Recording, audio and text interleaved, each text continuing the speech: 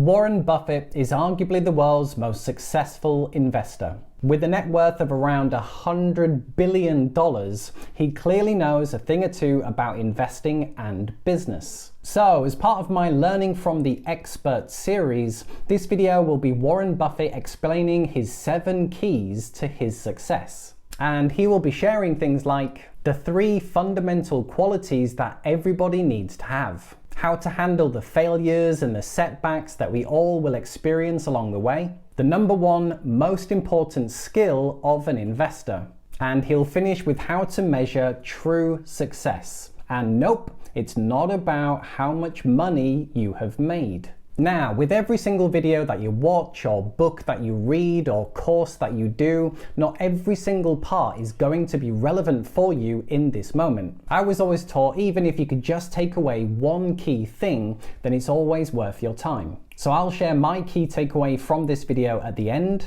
and I'll also ask what was your 1 thing that you got from this video too. If you enjoy the video, drop a like, and a big thank you to everyone who does. So, building on my Learning from the Expert series, here is Warren Buffett sharing his keys to his success. Enjoy. Testing, 1 million, 2 million, 3 million. Well, you can always hear that anyway. I received a terrific education here. I was telling the dean the most valuable thing I learned here, but I learned a lot, but the most valuable was accounting, and we had a wonderful professor named Ray Dean. There may even be something named for him down here, isn't there? Yeah, he was, I'd been to the Wharton School, I went to Columbia Graduate School subsequently, and I took a lot of accounting courses, but by far the best instruction I received in accounting came from Ray Dean, and there's nothing more important. People ask me what they should take in business school, or even if they don't go to business school, what they need to know before getting in business, and I tell them, you have to understand accounting. It's the language. I mean, it's like being in a foreign country without knowing the language if you're in business and you don't understand accounting. So you want to get as comfortable with that as you are with the English language. It's made me a lot of money because I listened to what Ray Dean had to say 53 or 4 years ago, and have been able to understand what I was seeing on pieces of paper, what that told me about businesses, and the limitations of what it told me about businesses. But that's the way we invest. Yesterday I was in Knoxville, Tennessee, and we bought a company. We agreed to buy a company called Clayton Homes about a week ago. It's a big company in the manufactured home business. We agreed to pay $1.7 billion for it. I made that deal over the phone without ever meeting the people there, but I had seen enough through reading 10Ks, 10Qs, annual reports, but looking at figures. If I'm going to tout one thing, aside from this particular leadership class, of course, if I'm going to tout one thing, I would tell you that get comfortable with it. It may not happen the first week or the first month in the class, but get very comfortable with accounting. So that leadership obviously it's a very simple thing in concept. My job as the leader of Berkshire Hathaway is to have visions and goals for the company overall with a long time horizon attached to them, and then to get those goals accomplished through other people. That's what it's all about. I can't do it myself, so I have to know where I want us to get to. I have to see over the next mountain if possible, but then I have to get a lot of other people to look over that mountain with me and really do the job. They are the ones that get it accomplished. So it's getting things done through other people. Now, Berkshire is like many large corporations in certain ways, but it's really quite different in many ways. We have dozens of operating managers, CEOs of their businesses, out there running them today, and they do it without any direction. But we have these people, and they're an unusual group of people running these businesses, because most of them have sold their businesses to us, and they're very, very wealthy. 3/4 of our managers do not need to work. financially, have no reason financially to work.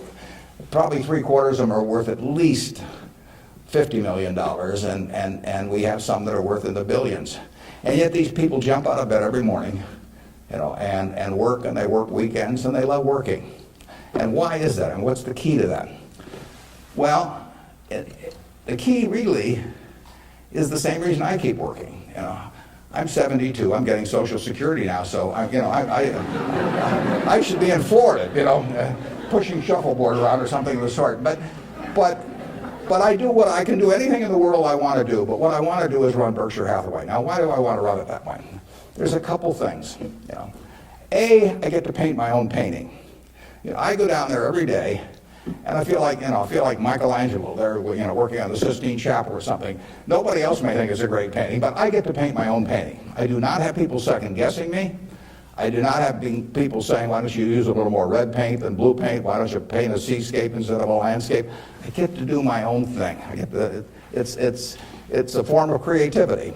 It's exactly like somebody feels it's a professional golfer or somebody feels it's a painter. They're not doing it for the money, primarily. They're doing it because they like doing something well, and that it happens to be down the route of their talents. One thing I do is I send them a letter. We don't have meetings in Omaha. Some of our managers, there aren't any meetings, and there's no catechism or anything else. Once every 2 years, I send them a letter. This is it. It says it's been 2.5 years since my last memo. Now, how many big companies you have the managers out there? Been 2.5 years since they've heard from the home office. It's been 2.5 years since my last memo. Here are a couple things to keep in mind. And number one, and this is number one every time. This doesn't change. It won't change 2 years from now or 4 years from now or 6 years from now. Number one, we can afford to lose money, even a lot of money. We cannot afford to lose reputation, even a shred of reputation. Let's be sure that everything we do in business can be reported on the front page of a national newspaper in an article written by an unfriendly but intelligent reporter. In many areas, including acquisitions, Berkshire's results have benefited from its reputation, and we don't want to do anything that in any way can tarnish it. Last year, Berkshire was ranked by Fortune as the 4th most admired company in the world. This year, we were 3rd in the United States. They just published it. It took us 37 years to get there, but we could lose it in 37 minutes. And that's the message. I mean, we can lose money. It does, nicer to make money, but we'll figure out ways to make money. But we can't lose a shred of reputation, because you don't get it back. And you can. I said 37 minutes, but you can lose it a lot faster than that. You can lose it in 5 minutes. And so just apply the newspaper test. That's what I tell our managers. I could have a 1,000-page book of ethics. I could have all kinds of rules and hundreds of, but in the end, just all you got to do is think about, do you really want what you're doing put on the front page of the paper tomorrow to be read by your parents, by your spouse, by your kids, by your neighbors, by your coworkers? And if you're embarrassed about it, just forget about it. You're all going to do well financially. The nice thing about it is, you live in America. You don't live in Bangladesh. You don't live in America, of 1790 when it would. You live in a society which has a GDP of over 10 trillion, and you can just pick up the crumbs and you're going to do great. You've all got the qualities. It takes 3 qualities essentially to do well, and extremely well actually in this country. It takes intelligence, it takes energy, and it takes integrity. Now, everybody in this room has the requisite intelligence. You wouldn't be here if you didn't. I mean, it doesn't take 180 IQs, although I'm sure you all have those. But it takes reasonable intelligence. You're getting a great education. You've got the energy. That's why you've shown up in school. And it takes integrity. And I say, if you don't have integrity, we don't want to hire somebody that's got intelligence and energy if they don't have integrity. We'd rather hire somebody that's dumb and lazy if they don't have integrity, because they probably will never get around to cheating us or doing something of the sort. Last thing in the world I want is, and integrity is absolutely an option. You may not be able to throw a football 60 yards, and you may not be able to run the 100 in 9.8. You may not be able to sink 3-pointers but you can choose where you stand on the integrity scale.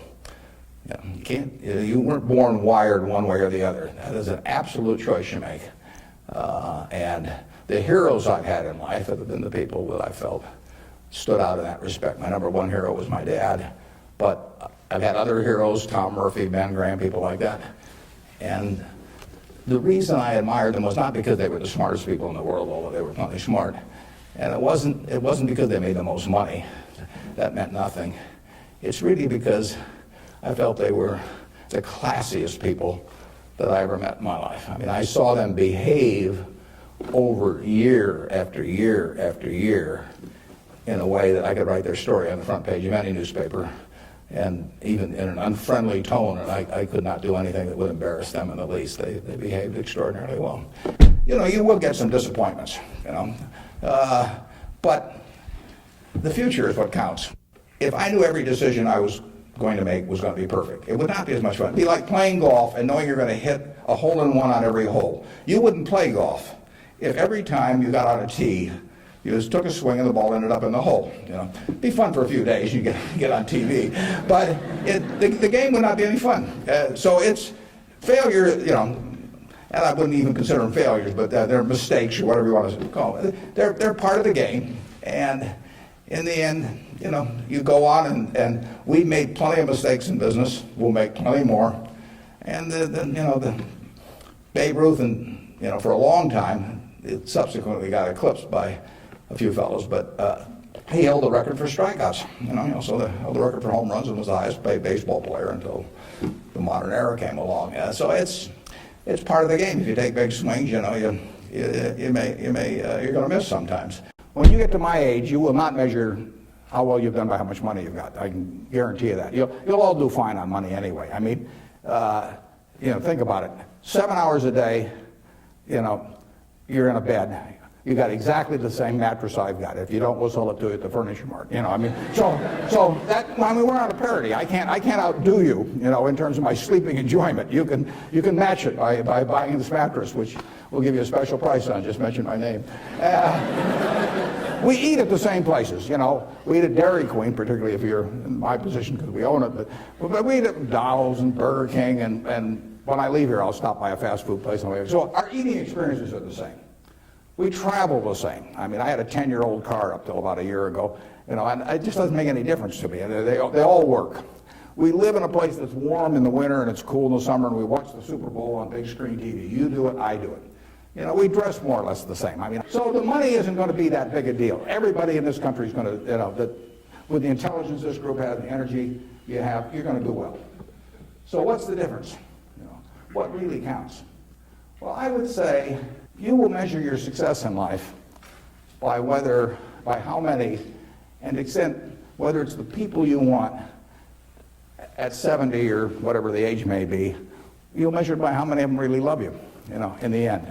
I mean, you can't buy love. I mean, it doesn't work. You can buy sex, you can buy testimonial dinners, you can buy your name on buildings, you can do all kinds of things.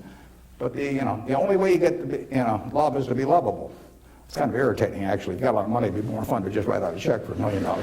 So everybody, from now on loves me. But it doesn't work that way. So there you are, guys. That was Warren Buffett's keys to his success. So what was your big takeaway? Post any comments or questions below.